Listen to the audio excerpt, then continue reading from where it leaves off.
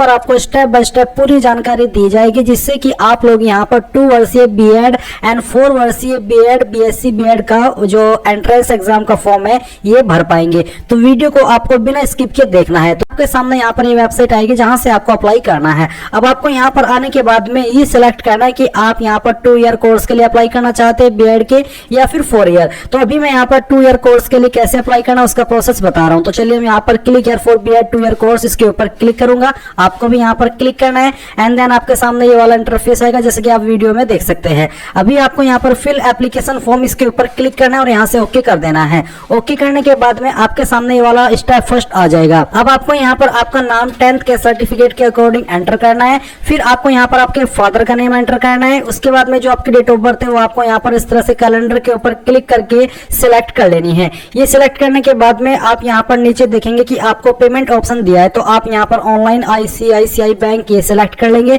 फिर आपको यहाँ पर आपका मोबाइल नंबर डालना है जो कि आप रजिस्टर करना चाहते हैं एंड देन आप नेक्स्ट के ऊपर क्लिक करेंगे। नेक्स्ट के ऊपर क्लिक करने के बाद में गाइज आपके सामने यहाँ पर कुछ और जानकारी आ जाएगी। तो अभी आप यहाँ पर क्या करेंगे, आपको यहाँ पर पहले ये जान लेना है कि जो आप पासपोर्ट साइज फोटो अपलोड करेंगे उसकी वाइड कितनी होनी चाहिए। वाइड यहाँ पर अधिकतम 8 सेंटीमीटर है और हाइट अधिकतम 10 सेंटीमीटर है। हस्ताक्षर की वाइड और हाइट आप देख सकते हैं और इसके अलावा उसका साइज 50 KB से कम रहना चाहिए। तो यहाँ पर बोला please upload your passport size photograph, maximum image size आपको यहाँ पर भी दिया और फॉर्मेट क्या रखा है वो भी आप यहाँ पर देख सकते हैं। तो आप यहाँ पर चूज फाइल के ऊपर क्लिक करेंगे और जहां पर भी आपका फोटो है वो आपको सिलेक्ट करना है और यहाँ से ओपन करना है। तो इस तरह से आपका फोटो आ जाएगा। फिर आपको यहाँ पर आपका सिग्नेचर अपलोड करना है जो कि आपका ब्लैक या फिर ब्लू मार्कर पेन के द्वारा होना चाहिए एंड इसका साइज 50 KB से कम रखा है। तो जहां पर भी साइन की फाइल है सिलेक्ट कीजिए और यहाँ से ओपन कर दीजिए। इसके बाद यहाँ पर please upload your left hand thumb impression done by black या फिर ब्लू इंक पैड। तो आपको यहाँ पर लेफ्ट हैंड यानी कि बाएं अंगूठे का निशान अपलोड करना है। तो चूज फाइल के ऊपर क्लिक कीजिए, जहां पर भी थंब इंप्रेशन है वो सिलेक्ट कीजिए और यहाँ से ओपन कर लीजिए। इसके बाद गाइज आप यहाँ पर ऊपर देख सकते हैं कि यहाँ पर आपसे मदर का नेम भी मांगे। आप तो मदर का नेम डालेंगे और जो आपने नंबर यहाँ पर भरा था उसके ऊपर एक OTP गया होगा, वो OTP आप यहाँ पर डालेंगे एंड देन फिर आप यहाँ पर नीचे नेक्स्ट के ऊपर क्लिक कर देंगे। अब आपने यहाँ पर जो भी जानकारी अभी भरी थी वो जानकारी आपके यहाँ पर अपलोड हो चुकी है और आपके सामने यहाँ पर स्टेप 3 आ चुका है। अभी आप यहाँ पर आपकी बेसिक डिटेल देखेंगे। इसके बाद में यहाँ पर आपको आपका जेंडर सेलेक्ट कर लेना है एंड देन मैरिटल स्टेटस आपको बताना है मैरिड या फिर अनमैरिड। इसके बाद हस्बैंड नेम, अगर आप यहाँ पर मैरिड है तो आप यहाँ पर आपके पति का नाम देंगे। इसके बाद DOB आपको यहाँ पर आपके देखने को मिल रही है। फिर आता है bonafide detail, state of bonafide, तो आप कौन सी स्टेट के स्थायी निवासी है वो स्टेट आपको यहाँ पर सिलेक्ट कर लेनी है and then district of bonafide, कौन सी डिस्ट्रिक्ट के आप स्थायी निवासी और डिस्ट्रिक्ट आपको सिलेक्ट करनी होगी। फिर आती है कैंडिडेट कैटेगरी, तो आपकी यहाँ पर कैटेगरी कौन सी है, इनमें से जनरल, EWS, OBC, MBC जो भी है वो आप यहाँ पर सिलेक्ट कर लीजिए। इसके बाद यहाँ पर माइनॉरिटी, क्या आप माइनॉरिटी से बिलोंग करते हैं, अगर हाँ तो यस, नहीं तो आपको नो करना है। इसके बाद do you belong to following area, क्या आप इनमें से किसी एरिया से बिलोंग करते हैं, पहले तो आपको यहाँ पर आपकी माइनॉरिटी सिलेक्ट कर लेनी है अगर आप माइनॉरिटी वाले ऑप्शन में यस किए हो। और फिर जो do you belong to following area, अगर आपके सामने ऑप्शन एक्टिव है जो कि बेसिकली ST कैंडिडेट के लिए एक्टिव होगा तो उनको ये यहाँ पर जानकारी सिलेक्ट करनी होगी। इसके बाद यहाँ पर फिजिकली हैंडीकैप, तो अगर आप है तो आप यस करिए, नहीं तो आपको नो करना है। इसके बाद यहाँ पर आता है परमानेंट डिटेल, जिसमें कि आपको पहले एड्रेस का जानकारी देना है। तो आपका जो भी एड्रेस है वो आप यहाँ पर लिखेंगे। आपका जो पोस्ट ऑफिस या फिर कह लीजिए कि डाकघर है वो आप यहाँ पर डालेंगे। स्टेट आपको यहाँ से आपकी सिलेक्ट कर लेनी है एंड देन फिर आपकी जो डिस्ट्रिक्ट है उस स्टेट के अंदर वो डिस्ट्रिक्ट भी आपको सिलेक्ट करनी होगी। फिर जो आपका पिन कोड है वो भी आपको यहाँ पर डाल देना है। इसके बाद गाइस आता है कॉरेस्पोंडेंस एड्रेस यानी कि प्रेजेंट एड्रेस, तो जो आपका प्रेजेंट एड्रेस है वो आप यहाँ पर भरेंगे। जैसे कि आपने ऊपर अभी आपका परमानेंट एड्रेस भरा है, आपका यहाँ पर पता डाल दे इन दो बॉक्स में। फिर उसके बाद में आपको यहाँ पर आपका पोस्ट ऑफिस सिलेक्ट करना है एंड देन जो आपकी स्टेट है वो आपको सिलेक्ट कर लेनी है। फिर आपकी जो डिस्ट्रिक्ट है वो आपको यहाँ पर सिलेक्ट कर लेनी है और आपका जो पिन कोड है वो भी आपको यहाँ पर डाल देना है। फिर आप यहाँ पर आपकी ईमेल आईडी एंटर करेंगे एंड देन गाइज आप यहाँ पर आपका फोन नंबर डाल देंगे। कोई अन्य फोन नंबर आप देना चाहते तो वो नंबर आप यहाँ पर भरिए। मोबाइल नंबर आपका यहाँ पर नीचे दिया ही गया है। इसके बाद आप थोड़ा सा और नीचे आएंगे तो आपको यहाँ पर फैकल्टी एंड सब्जेक्ट डिटेल मांगी है यानी कि देनी है। तो फैकल्टी फॉर ग्रेजुएशन, तो आप यहाँ पर सिलेक्ट के ऊपर क्लिक करके सिलेक्ट कीजिए कि कॉमर्स है, साइंस या फिर आर्ट्स, तो वो आप यहाँ पर सिलेक्ट कर ले आपके स्टेटस के अकॉर्डिंग। जैसे कि मैंने यहाँ पर साइंस सिलेक्ट किया तो आता है teaching subject combination for science, यहाँ पर है general science any 2 subject from following, जिसमें कि chemistry any 1 from botany, zoology और बायोलॉजी।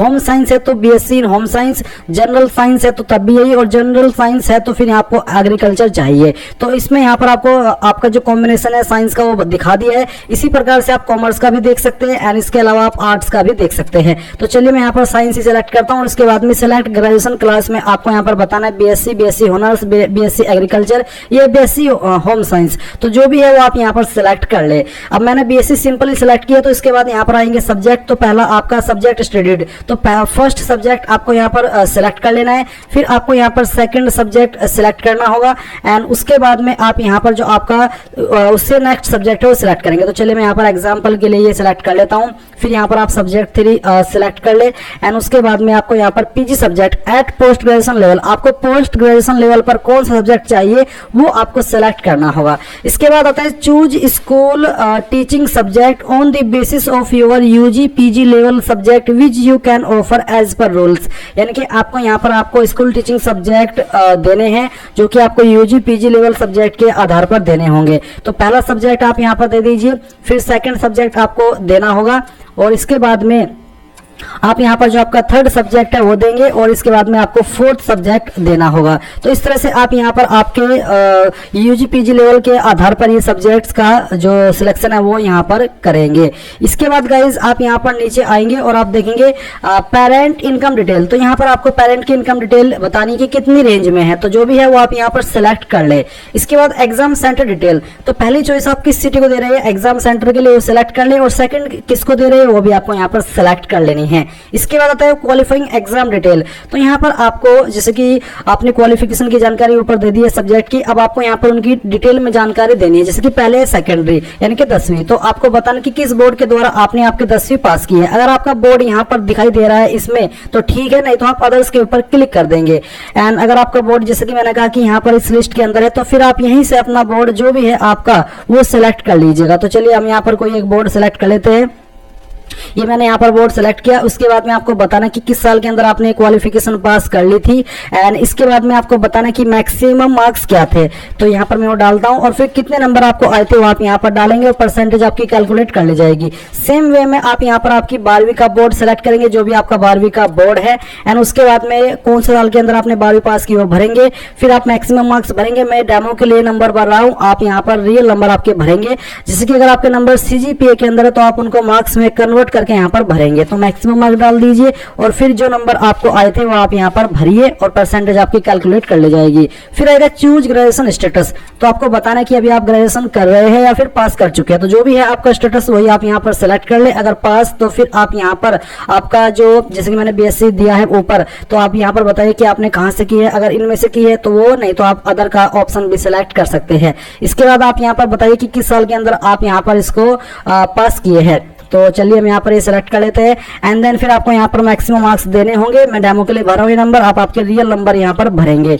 इसके बाद कितने नंबर आए थे वो डालेंगे और परसेंटेज आपकी कैलकुलेट कर ली जाएगी। अगर आपने पोस्ट ग्रेजुएशन भी की है या फिर कर रहे हैं तो आप यहाँ पर सिलेक्ट करें, नहीं तो आपको नॉट एप्लीकेबल के ऊपर टिक करना है। इसके बाद आप यहाँ पर टिक करेंगे और फिर आप यहाँ पर सेव एंड प्रोसीड के ऊपर क्लिक करेंगे। अब गाइस आपने जो भी जानकारी भरी है उसका प्रीव्यू आपके सामने आएगा। आप यहाँ पर जब सभी जानकारी को चेक कर ले और आपको लगे कि सभी जानकारी सही है तो आप यहाँ पर वेरीफाई इसके ऊपर क्लिक करेंगे। इसके ऊपर क्लिक करने के बाद में यहाँ पर आपके सामने पेमेंट का ऑप्शन आ चुका है। तो आप यहाँ पर क्या करेंगे, पहले तो इसके ऊपर टिक कीजिए और इसके बाद में आपको ये जानकारी भी नोट कर लेनी है एंड देन फिर आप पे नाउ के ऊपर क्लिक करेंगे।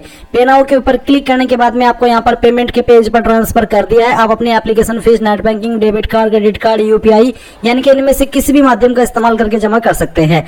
जैसे ही आप यहाँ पर फीस जमा कर देंगे तो आप अपने फॉर्म का फाइनल प्रिंट आउट ले पाएंगे।